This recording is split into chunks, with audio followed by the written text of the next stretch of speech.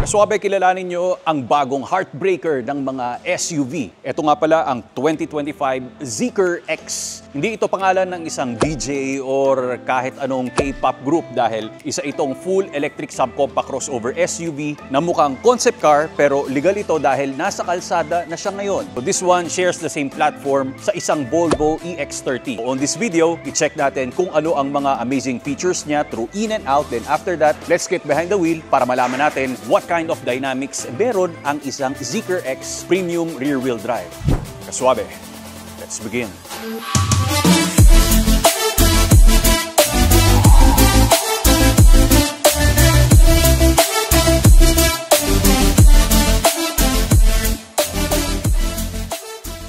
Kasuwabe, maybe you are wondering kung nasaan tayo ngayon dahil sobrang maulan. Pumunta muna tayo sa warehouse dahil binubuo nga pala dito yung shop natin kung saan tayo magkakaroon ng foil, mga car accessories, mga body kits, kung saan rin ginagawa yung Camaro ko, mga dashcam, at marami pang iba. Keep you posted, Kasuwabe. Mga nasa bandang 40% pa lang tayo ng construction. So anyway, sa usapan nga pala ng exterior ng Zeekr X natin, ang heartbreaker ng mga SUV, napansin nyo, naka-blackout yung mga ilaw natin. Pero sana idinamay na nila yung emblem ng Zeekr dito para mas malakas yung dating. Doon nga pala sa ibabaw ng bonnet natin, meron kang tiger-looking na scratch doon para sa ating mga daytime running lamps. Nandyan rin ang ating turn flashers and ang set ng LED natin ay nasa baba and you have front intake sa mga aprons natin. So all of it is functional, naka-grillless tayo na fascia because syempre electric vehicle ang kasama natin ngayon, forward-facing camera, ground clearance is 6.7 inches na 170mm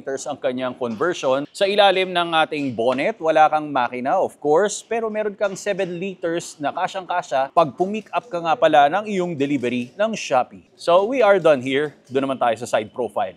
Piano black wheel arches, magkabilaan syempre. And ang gulong natin ay 235/50 and R19s. So McPherson strut, multi-link naman dito sa likod. You have a blackout power folding mirrors. Siyempre, nakalock siya ng ganyan. Frameless ang mirrors natin. Ito ang flasher. We have camera. Frameless yung windows natin. Siyempre, para mas maging slick yung design niya. Two-tone ang kanyang pinaka-body color kasi, ayan o, white and black. Interesting dito, Kasuwabe, kasi pag nakalock and unlock ito yung keycard, idikit mo lang sa B-pillar. So, antayin mo mag-open yung power folding mirrors natin and lulubog nga pala yung pinaka-door handles natin. Tapos, meron siyang music team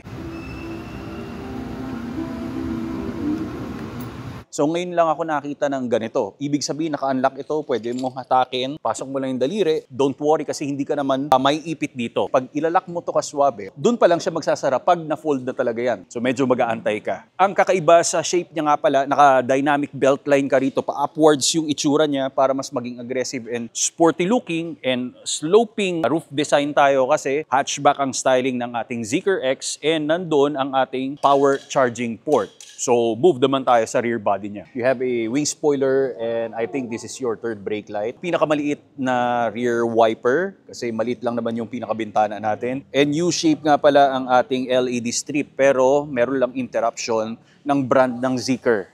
Kasi bakit nandito? Nahati tuloy sa gitna. And meron kang camera, rear diffuser, kulay white lang yung panel dyan. So medyo kakaiba yung style niya. Pero alam mo kung hanapin mo, paano nga babuksan ng ating tailgate? Kasi meron nag-car wash minsan nito, hindi niya makita. Sabi ko, eto lang kinakailangan mo lang pindutin downwards. Kasi kakaiba. Sa other vehicle, tama, nagtatago yan sa sa ilalim Tapos pataas mong pipindutin. Eto, press down lang. Para ka lang naglaro ng arcade game, di ba? Oh. Ay. Mission failed. We'll get them next time. Yan, Kasuwabe, inunlock ko na. So, power ang ating tailgate. Yan. Cargo space behind second row is 362 and fold down the second row seat naman behind first row is 1,182 liters of space. You have a tonneau cover and sakto lang ang gamit dito for city driving. Pag medyo magbabakasyon ka ng maraming araw, baka hindi talaga magkakasya yung mga dadalhin natin na gamit. Lalong-lalo na pag kinumpleto mo yung 5 pasahero. Mas maganda, malaking sasakyan na. Pero perfect pa rin dito for city driving. Meron kang LED lights rito. Sa underbody, meron kang another storage. Well, that's it. Powertrain naman tayo. Kasuwabe, talking about its powertrain, naka-single motor setup nga pala tayo sa kanyang rear axle. And this one uses a 66 kWh battery that makes 268 horsepower and 343 Nm of torque. So very identical sa isang Volvo EX30, and top speed niya naman ay 185 km/h. 0 to 100 dash is 5.6, which is faster naman sa isang Zeekr 001, yung nakaraan natin na review. So i-check mo na lang dito sa pop-out banner natin. Pero mas mabilis ng konti ang Volvo EX30 because that one, 0 to 100 ay 5.3 dahil meron silang kinalaman siguro sa kanilang weight dahil medyo mas mahaba ng konti ang Zeekr X compared sa isang Volvo EX30. So again, this is the premium rear-wheel drive. So check naman natin ang kanyang interior cabin.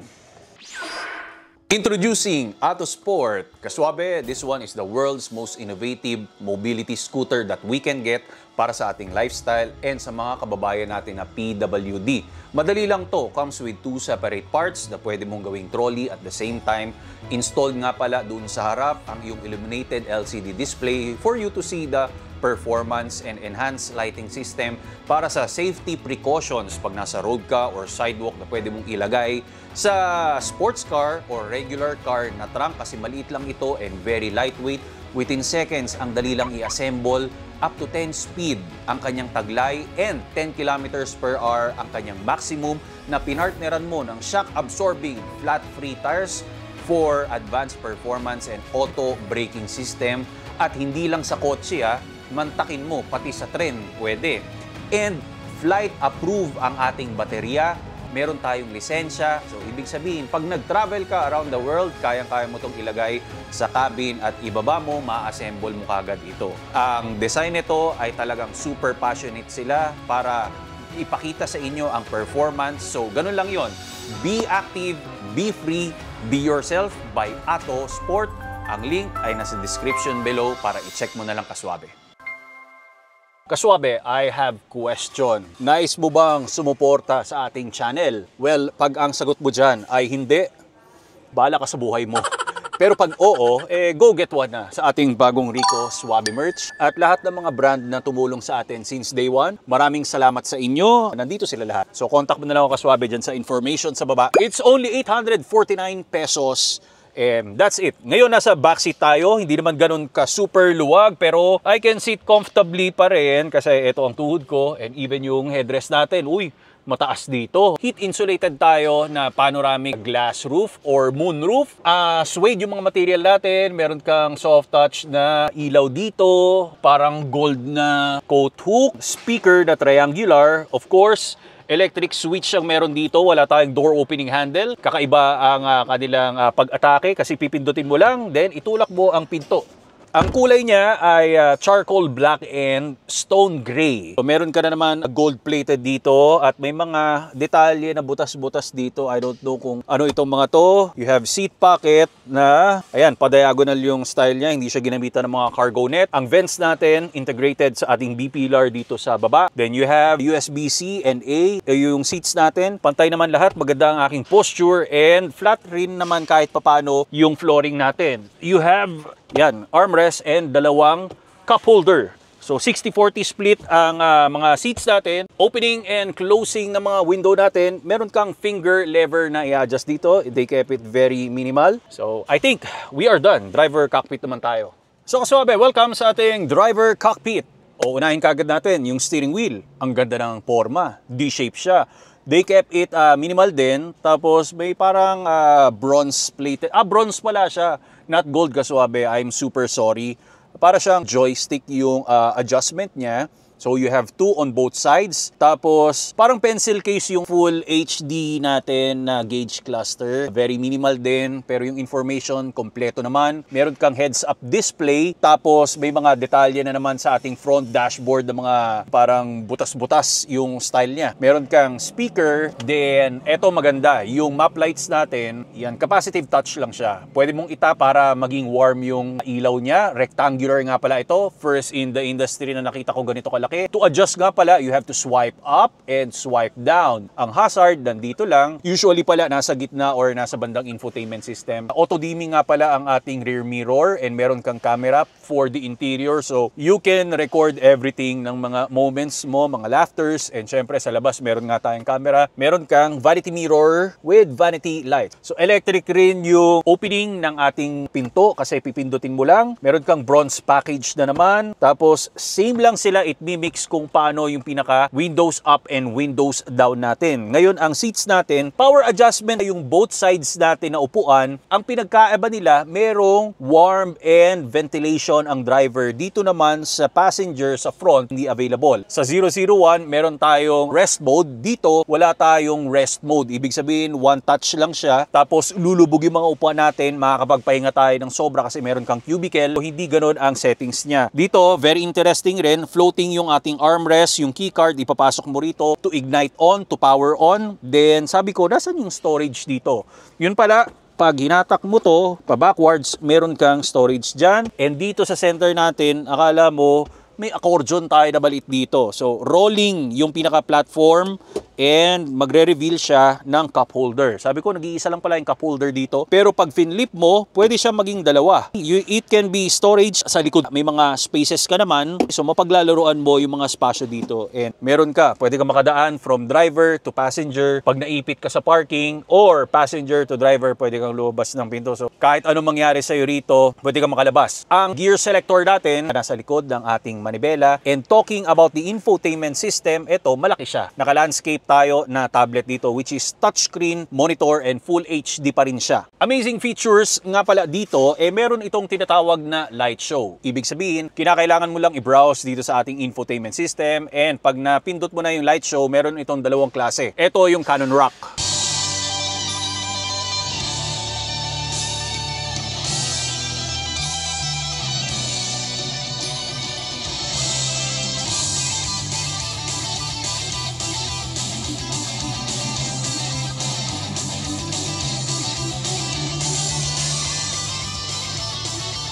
Ito naman yung Wedding March.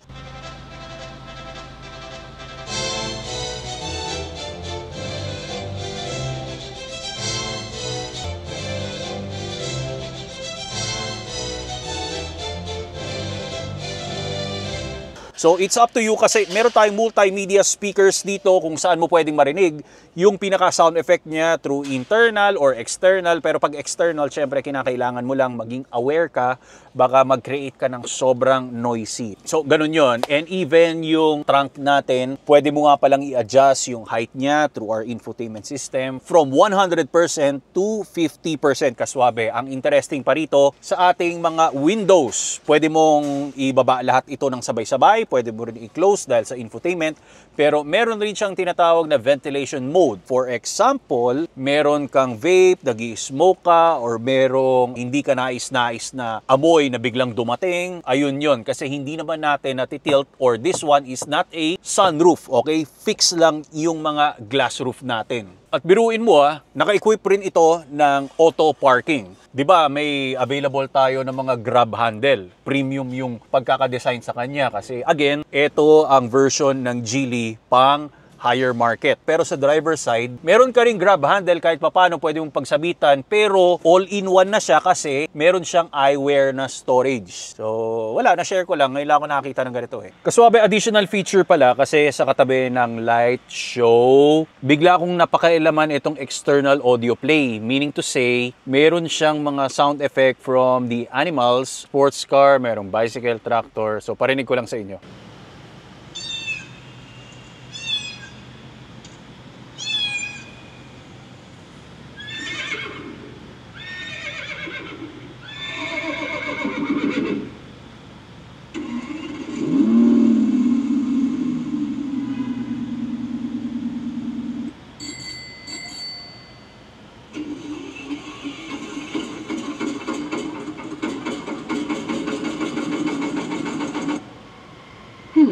Please give me a chance to pass. You're welcome to go first. Be careful. Thank you for giving way. Wish you all the best. Pakita ko sa inyo ang test drive impressions natin. Kaswabe, we are behind the wheel of the Zeekr X and maulan talaga kaswabe, hindi ko ito mailabas or ma-shoot sa dati natin na pinupuntahan na location. Pagpasensyahan nyo na, even the driving, city driving lang ang kaya natin ibigay dito. Hindi ako makalabas even sa mga highway, even the performance driving, hindi ko rin ma-try kasi delikado talaga. At maraming motor din kung saan man ako pumunta dito sa Manila. Nakita ko na magandang feature nito while driving. We have heads-up display kaswabe. Pero nakikita mo na yung blind spot niya. Okay, yung indication ng blind spot monitoring kasi nasa heads-up display din. Hindi mo na kinakailangan pagganahin ang iyong peripheral vision or lumingon ka sa side mirrors. Ewan ko lang kung ginagawa ng iba yan. Kasi ako, bira lang rin eh. So, komportable naman yung pagmamaneho natin kasi yung comfort ng steering wheel natin, okay. Wala tayong pagpipilian ng mga drive modes. It works well para sa akin. Ang D-shape na steering wheel. And 5.6 ang 0 to 100 niya. Faster than the 001. O yan, maliksi siya, matulin siya. Ang difference niya kasi, this one is a compact na sasakyan. Yun kasi nasa mid-size na siya, na wagon. Ito, yung 2-liner na kalsada, pwede mong gawing 3-liner kasi kasyang-kasya ka. Pag nagbabadali, nakakalusot ka kagad. And yun, hindi nagpapauli talaga sa bilis. I mean, instant. Meron siyang instant torque. Maganda yung handling niya, pero sa pang-ilalim natin kaswabe, hindi lang ganun ka swabe yung suspension natin.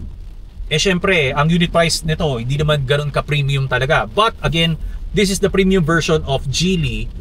Unit price niya nasa 2.6 million pesos, pero alam ko pag ika-cash mo ito kaswabe, meron kang less 400,000 pesos. Kaya yung contact information dyan, sabihin mo na lang, nakita ko yan sa Rico Suave, para magkaroon ka ng faster and smoother na transaction.